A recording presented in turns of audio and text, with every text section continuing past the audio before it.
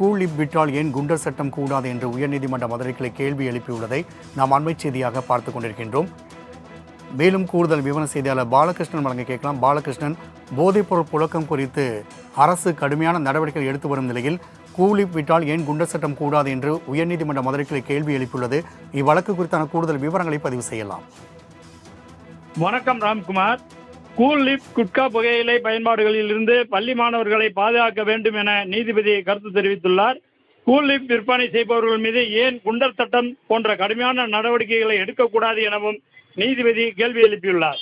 இளைஞர்கள் மாணவர்களின் எதிர்காலத்தை பாதிக்கக்கூடிய இந்த வகை கூல் லிப் குட்கா புகையிலை பொருட்களை நிரந்தரமாக தடை செய்வது குறித்து ஒன்றிய மற்றும் மாநில அரசுக்கு உரிய உத்தரவுகளையும் வழிகாட்டுதல்களையும் உயர்நீதிமன்றம் பிறப்பிக்கும் எனவும் நீதிபதி கருத்து தெரிவித்துள்ளார்.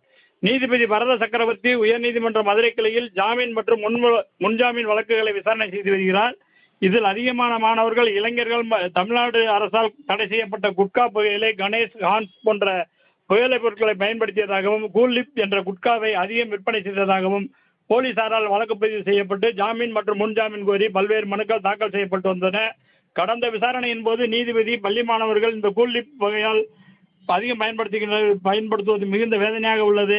எனவே ஏன் கூல் லிப் குட்கா வகைகளை இந்தியா முழுவதும் தடை செய்யக்கூடாது என கேள்வி எழுப்பினார்.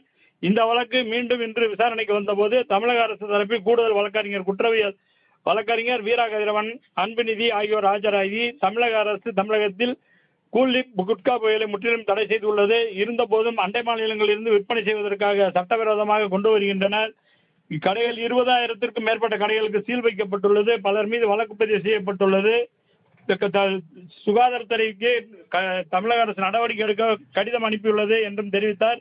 ஒன்றிய அரசு தரப்பில் ஆஜரான வழக்கறிஞர் கூல் லிப் பல்வேறு மாநிலங்களில் தான் அனுமதி பெற்று தயாரிக்கப்படுகிறது, தமிழகத்தில் எந்த தயாரிப்புக்கும் அனுமதி வழங்கவில்லை என வாதிட்டார். இருதரப்பு வாதங்களையும் பதிவு செய்த நீதிபதி தற்போது கூல் லிப் குட்கா புகையிலை பொருள் வாலிபர்கள், இளைஞர்களை தாண்டி பள்ளி மாணவர்களை அதிகம் பயன்படுத்துகிறார்கள். இதனை பயன்படுத்த வேண்டும், பள்ளி மாணவர்களை பாதுகாக்க வேண்டும். அரசு கள்ளச்சாராயம், கஞ்சா போன்ற பொருட்களை தடை செய்யப்பட்ட போதைப் பொருட்களை விற்பனை மீது எவ்வாறு குண்டர் சட்டம் எடுக்கிறார்களோ அதே போல கடுமையான நடவடிக்கைகள் எடுத்தால் மட்டுமே இதனை குறைப்பதற்கும் தடை செய்வது குறித்து உரிய வழிமுறைகளை உத்தரவுகளாக பிறப்பிக்க உள்ளது என கூறி தீர்ப்புக்காக வழக்கை ஒத்திவைத்துள்ளார் ராம்குமார்.